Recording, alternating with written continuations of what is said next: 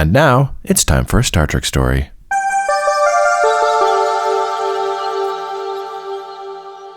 But welcome back to Star Trek Stories. Woo! Episode 9, Elaan of Troyius. Ooh, boy. Here we go. We are winding down our look at classic Trek. Into season 3 of the show. Yeah. This is our first episode from the infamous third season from the original 60s show. But it is part of the show, and we would be remiss if we did not address it. Last time we watched A Private Little War. That was our first allegory episode. I think we came away from that one all with a whole bunch of mixed feelings. Yeah, we were all confuzzled. Yeah, like there were things we liked, things that were like, ugh. Things that just didn't really make a lot of sense looking at it with your hindsight glasses, you know. Mm-hmm. Yeah. But I think we had a good time. It was still fun. We have a guest host we have to introduce. Where? Sitting in the captain's chair. Oh. We have my sibling podcast. Hi. No, I'm Aren. Yes, of course, we have Aren Hatch on the podcast with us today. Hello. Hello. Once again, one of the Hatch siblings, but as mentioned before, a few of us all grew up watching Star Trek, so this is now a third Hatch perspective on Star Trek. If there's Star Trek, you gotta have a Hatch perspective. Just saying. Yeah, I think the four of us have agreed that we have the most insight and best perspectives on the series. Everyone. On the planet. On the planet. Aren, thanks for coming on the podcast today. Of course. We couldn't not have you. I know you have many thoughts and feelings about what happens in the world of Star Trek. Oh, so many. Just every time we meet, Star Trek ensues. Oh, so I was thinking about Star Trek today. Yeah. For not even a hi or a bye. No, it's Just jumping right in. Yeah. All of us Hatch siblings, we all have a very long history with Star Trek, so I guess we will start there. Aren, you are the youngest of all the siblings. Yeah, so when we had Tanner on the podcast, we definitely talked a bit about when you're all in a family growing up with something, and you all have like your little internal language about it, and then you all do have like a shared perspective, but then you all have different perspectives, and they all kind of homogenizing in the middle in this weird kind of morass of... For sure. Here's what the family thinks of it. It took me a long time to actually, I feel like for most of my childhood, like up through high school, I mostly just had I had my opinions on Star Trek, obviously, but a lot of them were just like me adopting everybody else's opinions. And then once I started watching it more as an adult, I was like, actually, this is how I really feel about this. Watching again as an adult, like especially when I rewatched the original series, I didn't actually really like the original series much as a kid, but as an adult, I adore it, which is funny because I have a lot of friends who are just like, oh, I struggle to watch the original series because of the sexism and stuff. And I'm like, yeah, I see that. And that sucks. But it's so theatrical in a way that the others are not. And so I really like it. And so watching Star Trek as an adult now, a lot of the time I feel like I'm watching it again for the first time, though. Because I feel like a completely different person, not just because I'm an adult, but, And sure. So yeah, I basically I got to watch Star Trek again for the first time, which is, something you want to do with a lot of things that you really love. So this is something else I wanted to bring up with you because I think both you and I, Aren, have a love of storytelling and then specifically writing. Yeah. We're writers. So. We're writers. We write stuff. And did Star Trek come into this at all? I'm curious as to what, because there was a lot of it. Was that any kind of influence on being a writer, or was that kind of a separate thing? That's a separate thing. I just started writing in kindergarten, and I just did. So it's been going since then. Because for me, Star Trek definitely was a huge thing in creating my love of storytelling and writing. And I would work on I have documents with like just hundreds of ideas. Oh, I had no idea. For episodes. I knew that you had hundreds. Had worked on that online. The fan fiction. Collab thing. Yeah. Yeah, I remember that, but I had no idea that it was such a big influence. Oh yeah, for sure. So I was just curious if that came into it for you in the beginning, but certainly I'm curious now that you are a writer and a storyteller, because you mentioned that your feelings and perspective of Star Trek has changed. Do you think part of that is your love of storytelling and now you being a writer? Does that affect how you look at it now? Oh yeah, I cannot watch things anymore without watching them as a writer. Like, I will be looking for all of the little things, the connecting things, I'll be watching the character arcs. And I also look at, like, not even just from the writing standpoint, but the things that help the story, like the cinematography and the lighting. And because there's a lot of things that go into filmmaking that, like, create the whole. I learned a specific term for this in my film class, and of course I forgot now. But they all help the story, even if they're not specifically like the actual words in the screenplay.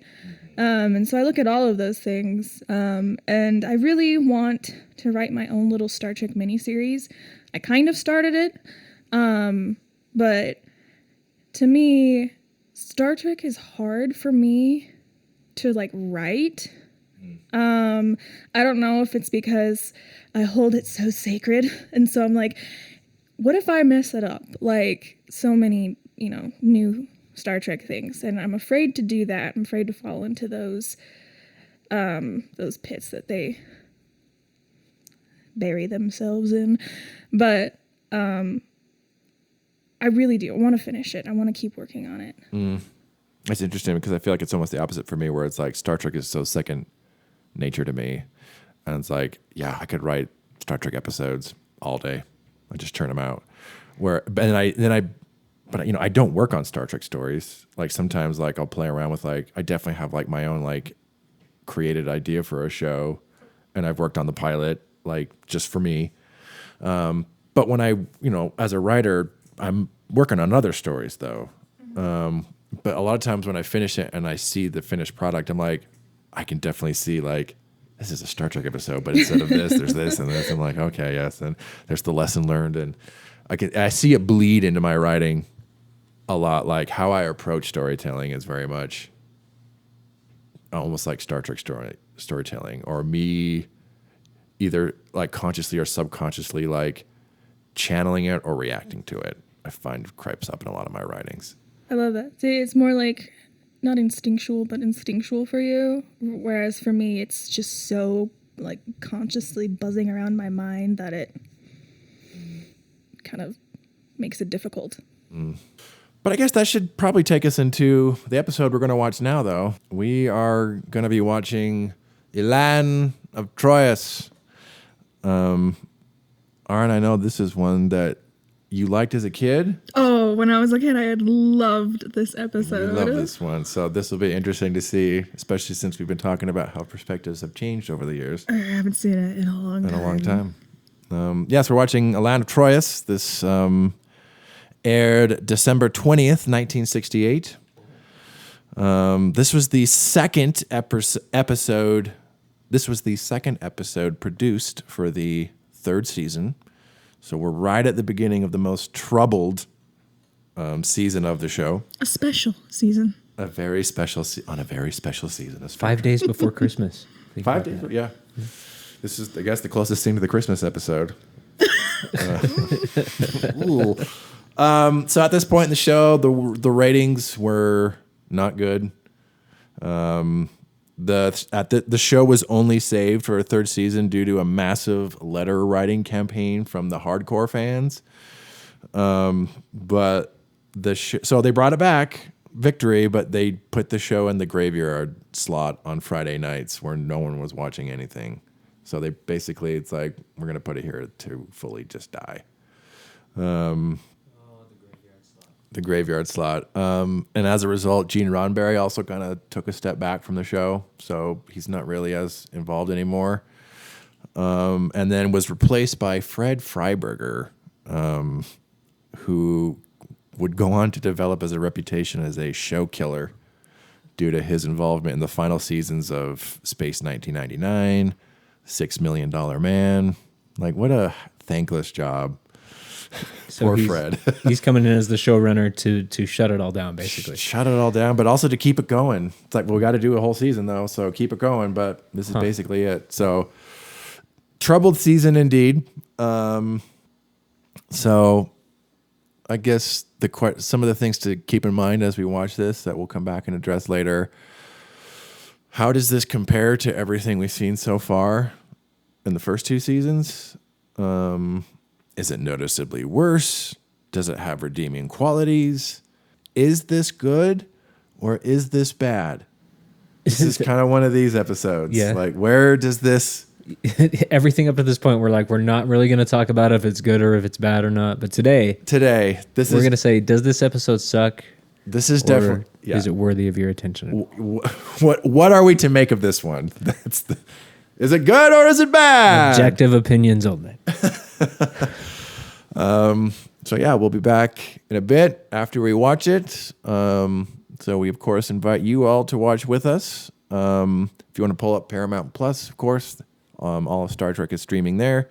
You can pull up Star Trek: The Original Series. You should be able to find this one under Season 3, Episode 13.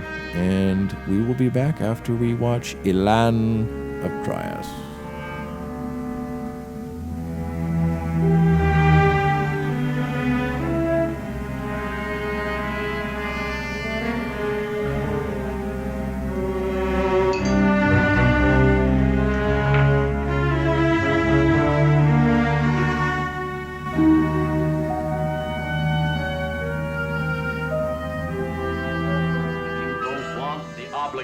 That go along with the title, then give it up. Nobody speaks to me that way. That's another one of your problems. Nobody's told you that you're an uncivilized savage, a vicious child in a woman's body, an arrogant monster.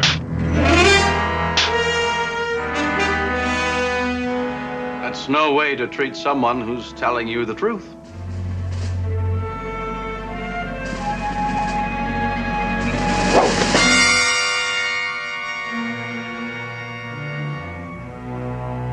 Tomorrow's lesson will be on courtesy.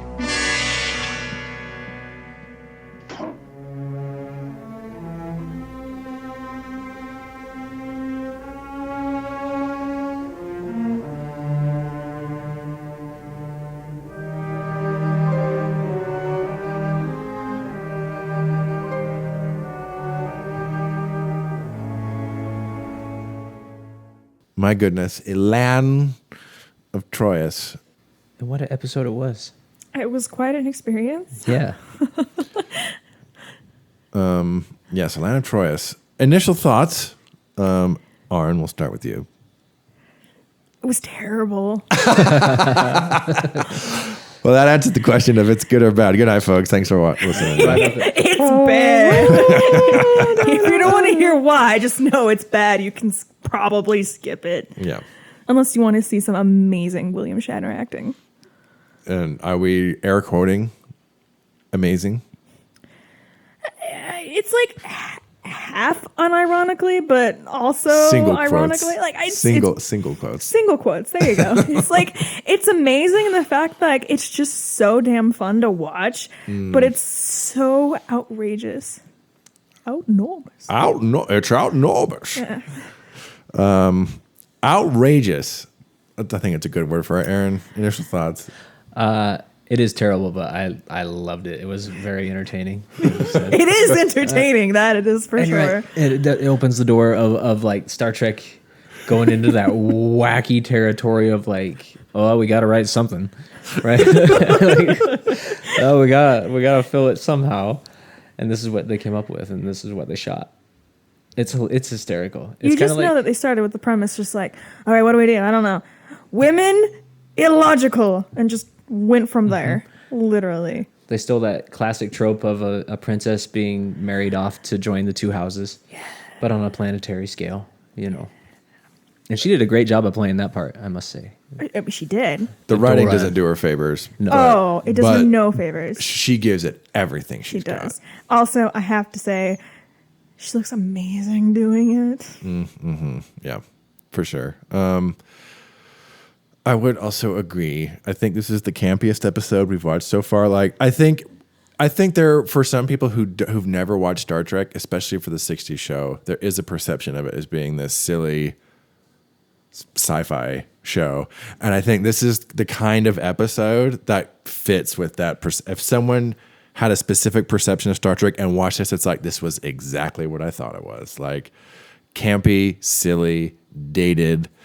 This is also, I think this is the most, if Buck Rogers is an inspiration, like, for this show, which to some part it was, like the old classic 30s sci-fi serials, like pulp fiction stuff. I think that it's got some of that vibe. The princess that's got to be married off, and I've fallen under the spell of her tears. Like, but I've got to ferry her to this planet. It feels.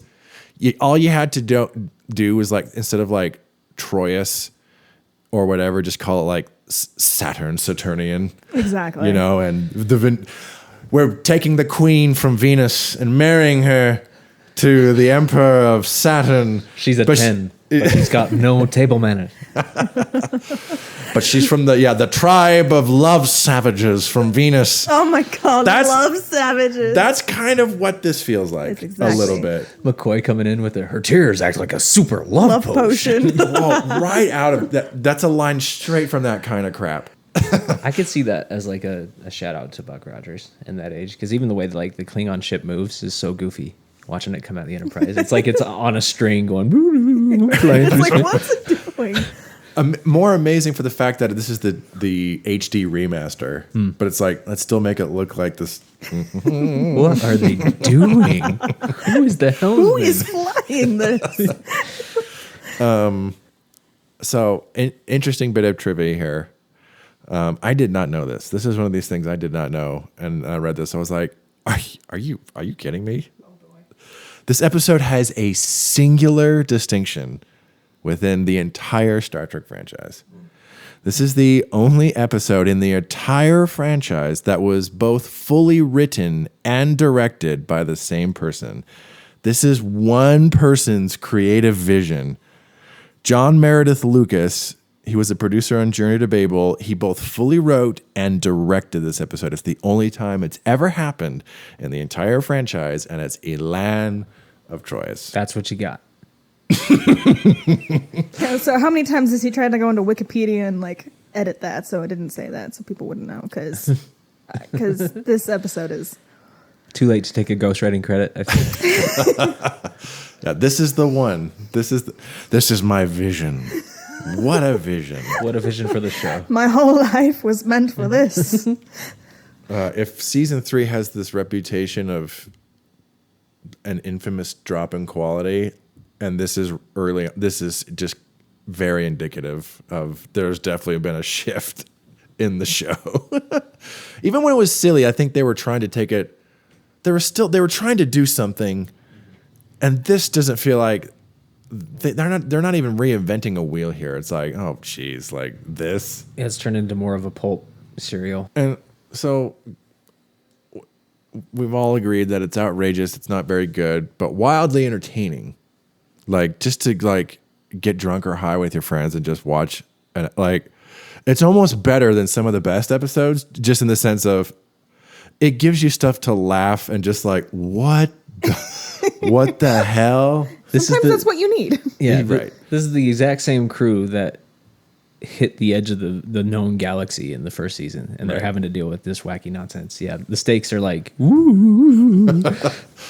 So, on that note, so what makes this work or not work? Well, I think we've already determined that it doesn't work, at least from like a non like goofy like entertainment. That's where it works. Yeah. That's where it works. Where it doesn't work, everywhere else is it chooses some unfortunate tropes, which I do not like. One of them is like the princess that needs to be tamed. Or like the idea that like men are the logical ones, women are the illogical, emotional, volatile ones. And then also, I'm legally obligated to say this, it's very heteronormative. I hate the trope where it's just like, it's the weird kind of love spell thingy that women have, but it only works on men. And I'm just like, I'm so over that. Obviously, this was in the 60s, so it was a while ago, but now I'm over it. I'm like, I don't like it. Even then, it was centuries old. Come on, let's be real. You're probably, yeah, it's true. So, it does no favors towards its leading lady. I don't know if they tried to do this, but for some reason when I look at her, it feels like they tried to go for some kind of like Egyptian kind of aesthetic. Exotic. Which is weird. Exotic. That's the perfect word. Which, it's kind of unfortunate, especially because the actress herself is like Chinese and French. And then they tried to do like... She's Vietnamese French. Yeah. Canceled. Pretty sure she considers herself Chinese, but does regardless, it's like East Asian, you know. It's one of those things where it's just like, oh, we're gonna let a POC, you know, play a different POC, even if it's not the same culture, you know, because apparently they're all the same or something like that. So it's vague. Yeah, it's vague, but it doesn't feel good to me. It feels kind of weird. Yeah, Kirk is very much playing this like aggressive male stereotype, and she's playing this pretty, well, I have two ways I'm going to be, like vicious and bratty, and then instantly submissive. Oh, but I love you so much. And it's like, that's it. That's all she has to play. And it's like a literal switch is flipped halfway through the episode. Yeah, just the idea that the man has to like control, you know, the woman, you know, she's out of control. There's a recurring problem in the show I've noticed too, where like, specifically in the original series, where brown people are okay as long as it's a woman in, you know, on the screen, but like not a lot of black guys, not a lot of Latino guys. Like, so they're very careful about their inclusiveness. Very particular. Yeah. It's, I don't know, weird thing I noticed. Yeah. No, it's one of those things, especially if it's like they'll cast like a white guy and then they'll just give him like bronzer. Yeah. Bronzer. Yeah. Klingons. Yeah. Some of the I mean, yeah, that's how some of the Klingons have been portrayed. Yep. I think even in this episode, that's how that Klingon comes across. Yeah, it's just like, yeah. And just obviously the use of savages, like savage. He literally calls her an uncivilized savage. It's a monster. Uncivilized savage. You only really hear that term like used, you know, pejoratively towards, you know, BIPOC people. So. Or like native peoples. Yeah. Yeah. Savages. Yeah. I mean, now it's been taken by, I don't know who it was, millennials or Gen Z. Like, that was savage. Savage. That was that was fucking savage, bro. I think it's dead now, but it was a big thing like in a couple years ago, 2017, 2018. Yeah, 2010 thing, definitely. 2010? Is it that old? Wow. I think so. Those kids. Time flies. 10 years ago.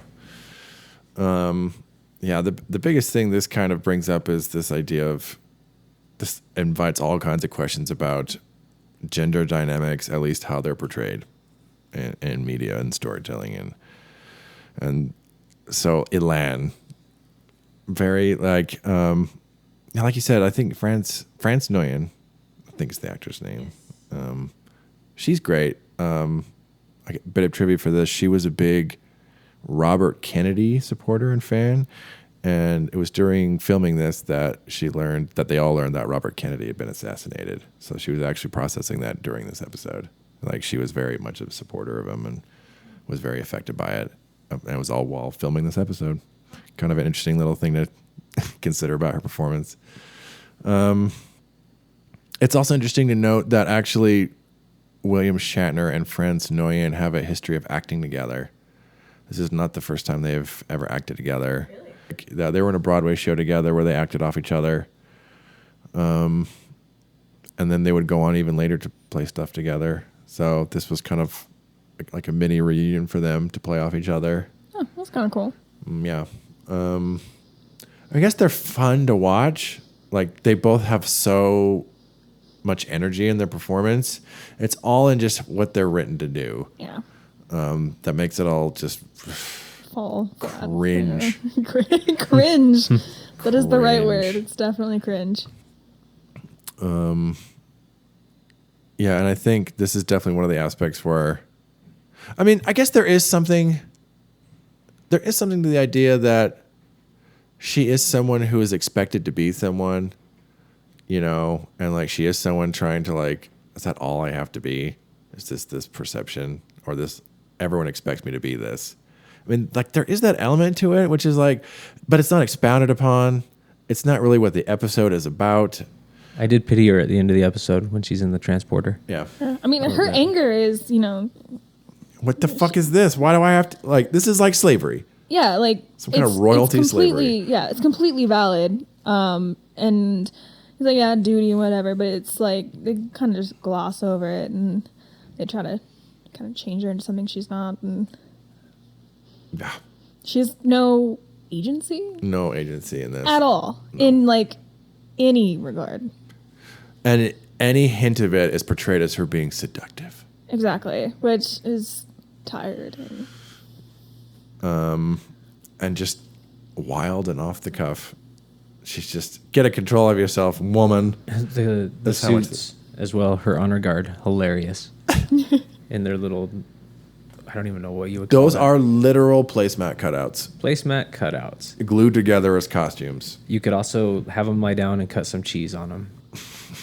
I know it's the 60s and you can't really expect much, but the fact that, of course, she's wearing these, like, super ridiculous revealing outfits, I'm like, she's, like, this really strong, like, powerful, influential person who knows how to use knives and stuff, I guess. So I'm just like, why couldn't she have some, like, glorious outfit or, like, even, like, some light armor or whatever, you know, just be like, this is my status, rather than just being like, oh, yes, I am the sexy princess.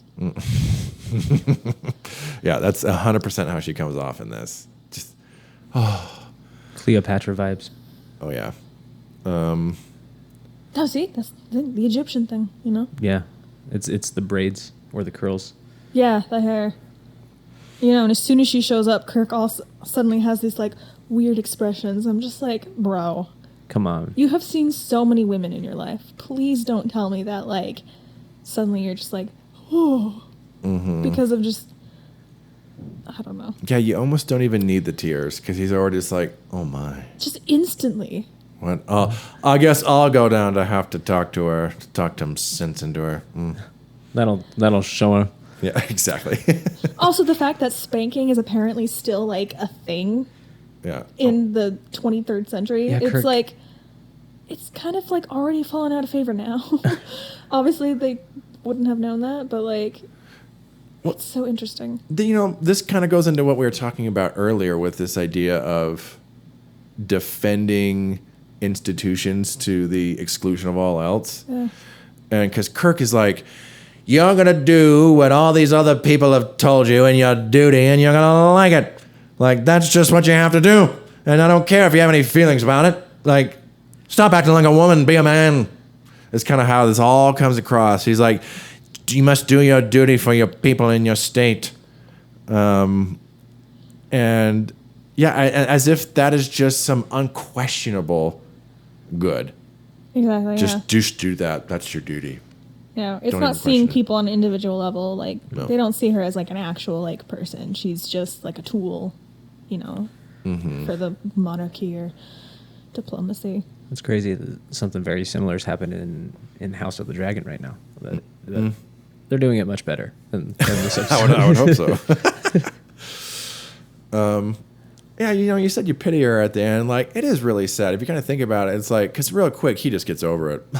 But if my true love's the end, like, it's almost like the end of this note of like, oh, we love each other, and damn it. It's like they're trying to go for this Tristan and Isolde thing where they end up just helplessly falling in love with each other and there's nothing they can do about it, and it's so tragic. But that would have been more compelling than Magic Space Tears. Yeah. Like, yeah, I don't know. That weakens the character and it weakens the what would you call it? Their their coupling, their relationship, any kind of stakes about their relationship. Yeah. If it was some honest, like, passionate, real thing that they had for each other, then okay. But yeah, at least there's something to explore there, and it's like, oh damn, we have feelings for each other. Do you all remember the 5 stages of grief? Because I was thinking, because one of them is kind of like anger, and one of them is like acceptance, and but like I was just thinking, it's like, I wonder if she goes through those. I can't remember all the other rest of the steps, but throughout this episode, it's like we're tracking her doing the 5 stages of grief. Well, it's kind of sad with her at the end, where it's like, I feel like the end of this note, it's like, yeah, we both have our duty though, and that's what we just have to do. But she goes down, it's like her duty is being in the situation she hates. Kirk's duty is to be the captain of the Enterprise, where he's like, and that's like his, they literally say at the end of the episode, it's like, well, I don't think anything can beat the love of the, there's no cure for the love of the Enterprise. Yeah, he has no real stakes like in this. He has no true emotional investment. Like it's all just on her, you know? And we can laugh about it because we're just like, he loves the Enterprise more than, you know, someone else. But it's just like, it's a very real reality for her. She's going off to arranged marriage, you know, which is usually not great. Especially with like a civilization that she's been like taught to hate on a racist level. On a racist level. So it's like, just go be there and be happy. What? Yeah. It's like you just have to pretend, which is, yeah, it's one of those things with like monarchy, you know. It's just like you just have to do it. But then why does Kirk take it directly upon himself to get so involved in the situation too, you know? Like is he already absorbed so much by her magic spell? Or what is it? He seems more than willing to just jump in there like, I'll be the one who puts you in your place. Yeah. It's definitely like him kind of just like, I have the authority here. It's these weird power dynamics and him just trying to just like, sure, he can do whatever he wants because it's his ship, you know? So it's just like... Yeah. I'm in command here. In the mood to go toe-to-toe with somebody that day. Yeah. He's kind of like, when the episode starts, he's kind of pissed that even no one's telling him anything. He's like, what? He doesn't even know that someone's being beamed aboard. We're beaming up the doorman. We're beaming up the Doleman. And he's like, what the hell? What the devil's a Doleman? He's just so put out. And so when she beams aboard, he takes it all out on her. How dare you be on my ship? I'm going to put you in your place. He seems to relish it. He seems to relish, like, oh, I feel so much better than you. It's like he's doing the same thing that she's doing to everyone else. Where it's like, I'm better than you. Yeah, he's so condescending to her. Yeah. And it's like, I'm trying to teach her a lesson. It's like, fuck you, dude. Well, this is not your lesson to teach her. No, he's literally treating her like a child. This is a plate. This is a cup. Don't you know how to do basic, simple things, you dumb woman? Exactly. I know. It's like... It's pretty wild. This would not fly today. No. At all. No. But it's still so entertaining in a weird way. I don't know. We were also into it. It's so goofy that you can't help but laugh at it, like, and cringe at the same time. It's almost a distillation of, like, the biggest flaws about the show are all on showcase in this one. And that almost makes it... I mean, like, because there are episodes that are worse in the sense that, like, they're so bad, they're just not even entertaining. They're just like, please be over. I just want this episode to be... This is just not fun to watch. This is terrible. This was not that. Because it was almost like, look how just... ridiculous. Yeah, how ridiculous this is. Some greater flaws in, like, with science fiction tropes, too. You know, like, so often an avenue for male writers to get out their sexual repression and whatever. That's what makes it so interesting, the fact that it's this one man's vision. He wrote and directed this, and it feels like, especially in the character of Kirk, there's a lot of masculine posturing throughout it all. He's just throwing around his... In this case, his literal weight, because we're in season 3. Oh, God. But you know what I mean? Like, you know, and I'm the man. I'm in charge here.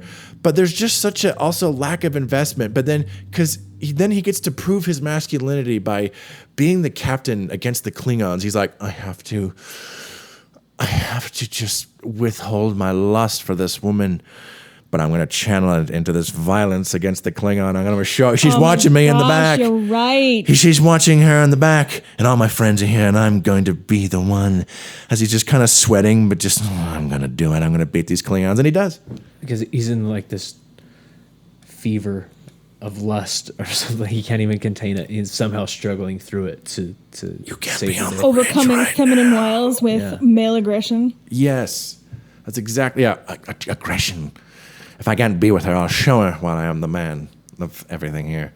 That's how so much of it comes across. Take a cold shower, bro. Take a cold shower. And at the end, he's just like, War 5, engage. You know, that's it. He's, remember me, I don't have a choice. Spock, what was her name? That's how this feels. This idea that this is some big, epic, tragic, this is definitely played as a tragic romance. I mean, literally, it's called Elaan of Troyius, Helen of Troy. It's just tragic for not the reasons they thought it was going to be. No. She has no like true character arc because like she's acting one way the entire time, and then suddenly, just out of nowhere, she's like, "But wait." And she's just crying all of a sudden, and I'm just like, you literally just tried to like attack him with a knife and tell him not to touch you, and you're hiding behind a door, but suddenly you're like, but I want people to like me. It's like, did not think you were capable of saying such a thing. Nowhere did you indicate that this was something that you were dealing with. I don't want people to hate me. It's not that they hate you. I don't hate you. And then she just became so meek, and like she had no power whatsoever. Like she just like lost all of her personality. She was just sitting on the bridge looking morose. Like becomes just a prop for Kirk's masculinity. Absolutely. Is what it is. It's weird, and I'm very unfortunate. Very unfortunate. You know, to be fair to Francis Noyen, or France Noyen, to be fair to France Noyen as Elaan, she's very memorable. Mm-hmm. She definitely leaves an impression. Again, 100% the performer. Like, kudos to her. I think some of the most undersung actors are the ones who have to work with terrible, terrible stuff, but yet are able to leave an impression. For all you hardcore geek fans out there, one of my favorite examples of this is Colin Baker as the Sixth Doctor in Doctor Who, the guy who wears the multicolored Joseph coat. He gets the worst era of the show and the worst scripts to work with. The fact that era is any kind of watchable is 100% because of him playing that part. Whereas like other doctors have the benefit of being given good material, Colin never got one of the best ones to work with. So that kind of thing here, I think like this is not any kind of great role to have to play. Bad character, great actress. Exactly. The scene with the Klingons and the conflict that they go through is interesting. The battle stuff at the end? Yeah, but you could put that in literally any episode and it would play the exact same, you know? It's yeah. It's kind of an interesting climax and conclusion to all this because the Klingons up to this point have been like a periphery. It's the B plot that suddenly becomes the A plot. Yeah. At the end. And he's just got to beat the Klingons and ship battle stuff, which is fun to watch. But it doesn't give like Elaan or Kirk like anything really to do with each other. They saved the day because her her jewelry. It wasn't even her, just saves the day. Just her necklace. I guess, so interesting segue into the Klingons. At least so, and you and I watching so far, Aren, this almost feels like the closest there's been to like, because we've seen the Klingons a couple times now. Mm-hmm. And they've both kind of been these kind of secondary antagonists, this like in the shadows, almost. They pop up and they get you, and then they go away for a season.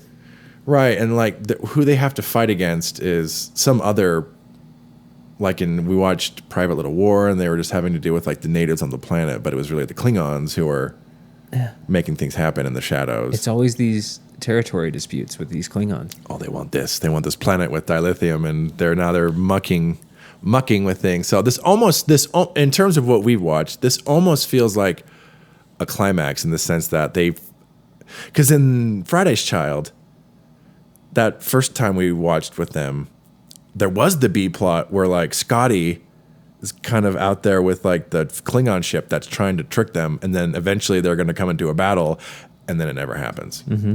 And they just show up on the planet like, what? I don't know what you're talking about. Move on. Stomach for fighting. Yeah. Here we actually get a big old battle with the Klingons, so it almost feels like the first time, at least in terms of what we've been watching, they actually have like a battle, full-on engagement with the Klingons. It's kind of fun. They're still not like the most, like the guy who's playing the captain. No terms. Surrender immediately. He's got more of a alien-looking beard, I'd say, than anything we've seen from the Klingons so far. Like the gelled-out spiky beard. That's very Klingon. That is Klingon. And we get the symbol for the first time, and like a really close-up look at the ship, which is a great ship. Mm-hmm. It's a really fun design. I think you mean to say sexy design. Really sexy design. Both those ships, they're so classic. The Enterprise and the Klingon D7 battle cruiser. Klingon's still not the most interesting adversaries in the world. It's funny that they're so memorable as being the bad guys in the original show. But honestly, they're kind of really bland. Yeah, they're if not offensive. Much more fun. Definitely offensive. Yeah, absolutely offensive. No depth. No depth. And the fact that they try to make them all look like not white people is a little vaguely ethnic. Mm-hmm. Yeah. Slightly Mongolian, I would say. Mm-hmm. Yeah. Slightly. They did seem kind of just out of place in this episode to me. Also starring Klingons. Exactly. Mm-hmm. I feel like they could have just leaned in on the three factions, which is the Federation, the Troyius, the Troyans and the Elasians. Yeah. Like also starring Klingons. They could just have a conflict with that, but. Yeah, because it's like that the conflict, the Klingons at the end, has nothing to do with like the inherent problem they've set up, and it just takes over in the last fourth of the episode. It just becomes all about their meddling with things, but it never really addresses like all the stuff with like Kirk and Elaan and the ambassador. That's like for most of the episode, like what it's about, and then it just turns into this other thing at the end. I did not remember the Klingons being in this episode at all. Yeah, wow. So when they showed up, I was like, okay. Shows you how like I get it. If someone were just watching watching this who had no context, and then it's like, oh yeah, so the Klingons are one of the biggest parts of Star Trek. It's like, really? Those guys? I barely remember what. Yeah, I guess there was some ship in there that they were fighting. I remember like maybe 3 or 4 episodes of TOS where they might be in there. I'm just imagining some kid back in the 60s, like sitting down his friend for the first time to watch Star Trek. He's like, you're going to love it. Before streaming or anything. And then this episode is the one that comes on. And then it just completely ends their friendship. Yeah. This is the show you like ditch us to watch? Like, we're always asking you what you do. And it's like, Star Trek's on at 6. I have to watch it. And now I finally watch it. And this is what it is. This is terrible.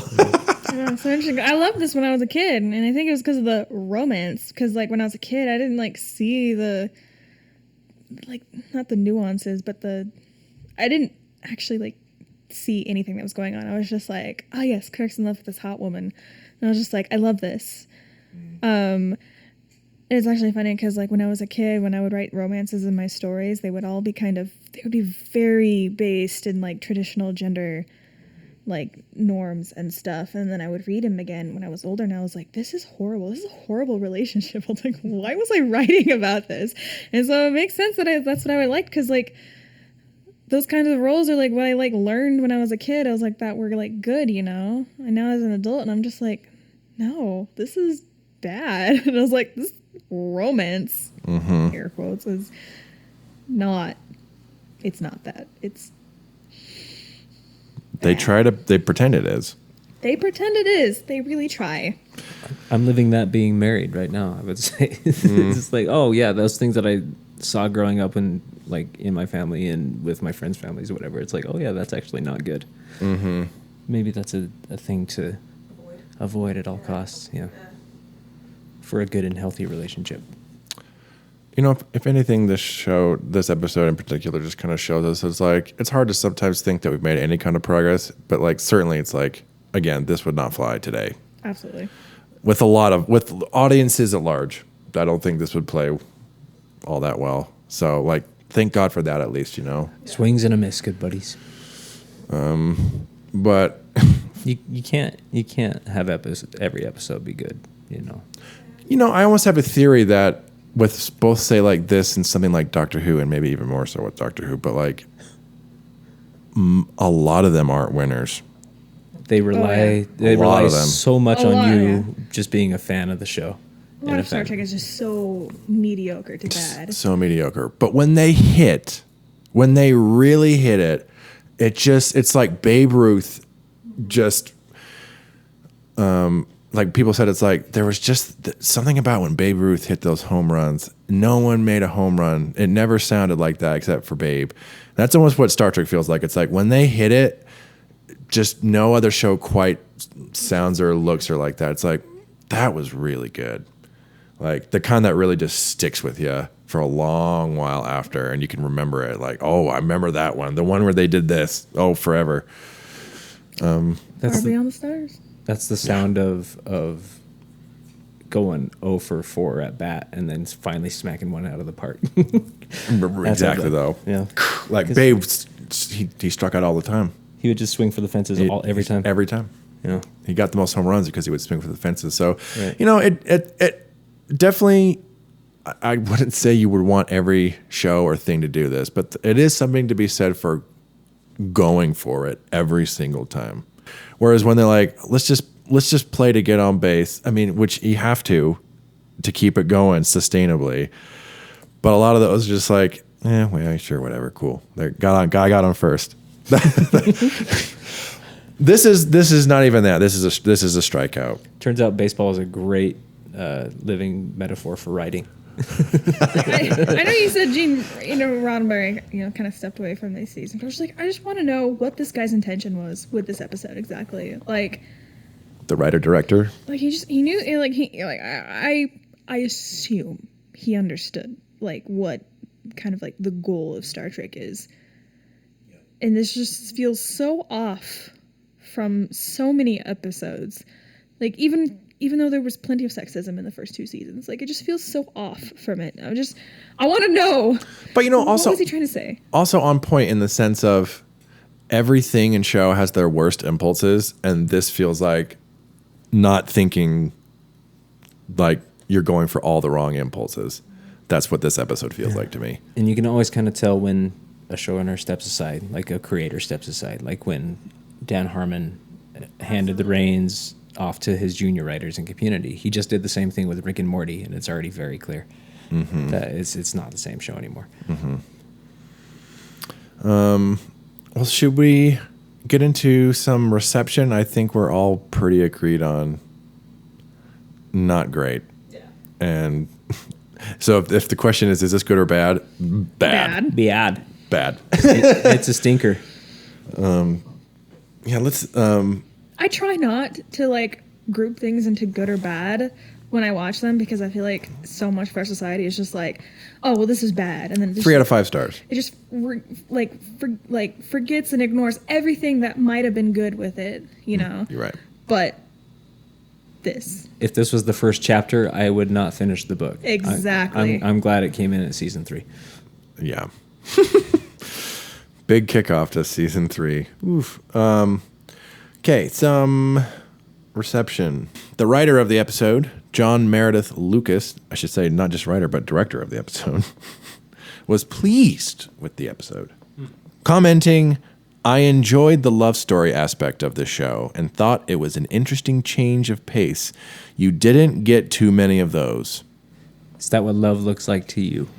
Is he married? I'm a little worried. Also, what do you mean is like, we didn't get many of those? I'm like, Kirk has like a love interest of the week every other week. Yep. Maybe that's a little much, but still. There's always somebody coming in trying to make out with Kirk. Like, why is it so hard to just show a healthy romance? I mean, like we get that with Kirk and Spock. What do you Oh, yeah, that's true. There it is. Producer Fred Freiberger noted that the episode was intended to appeal to women who are skeptical of science fiction. He remarked, "We tried to reach a segment of the audience we couldn't otherwise reach and didn't succeed.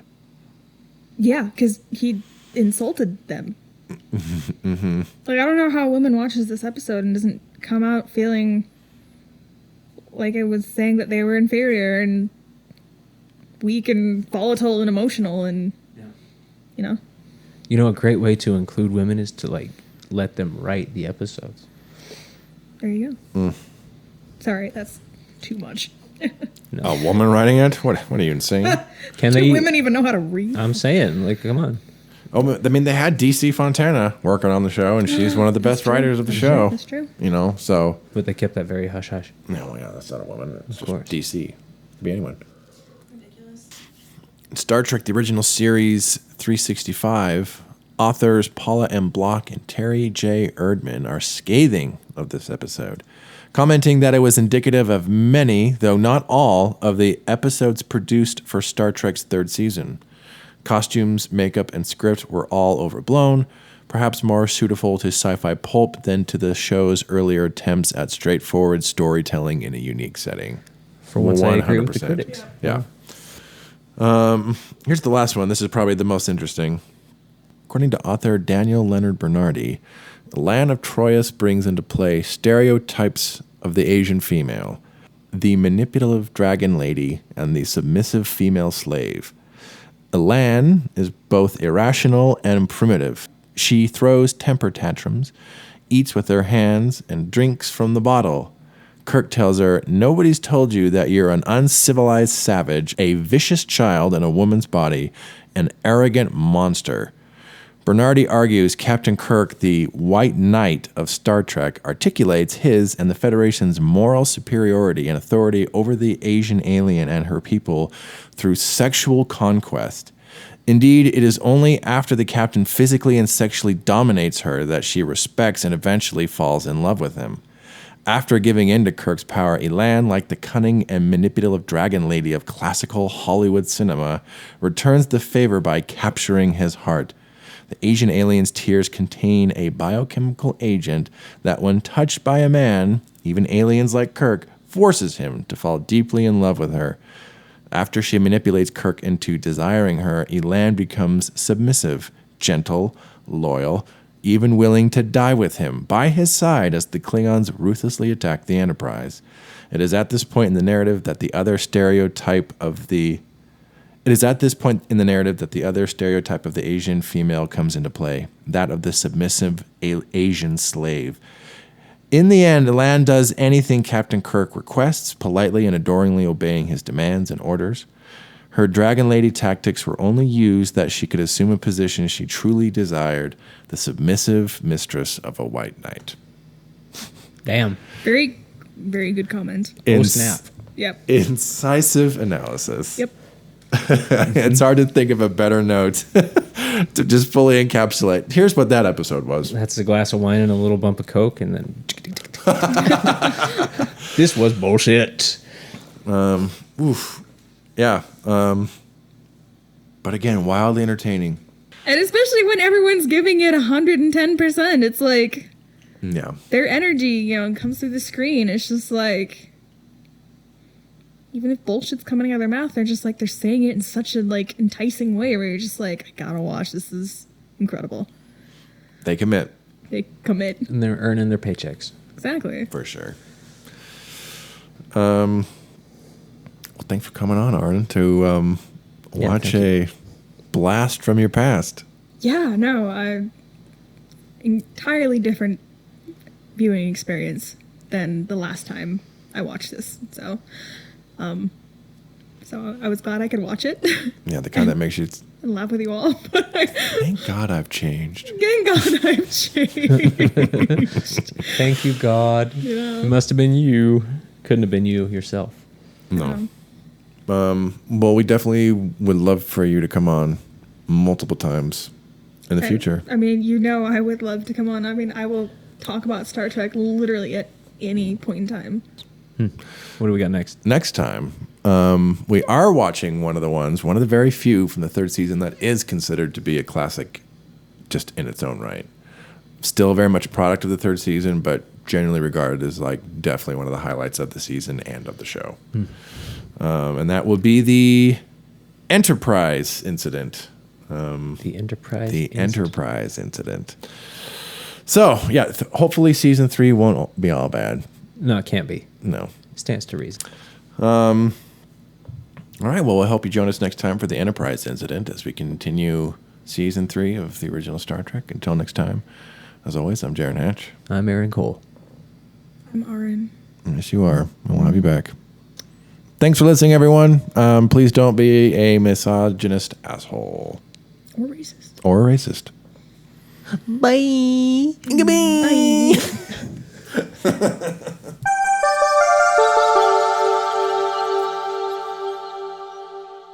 Thanks for listening.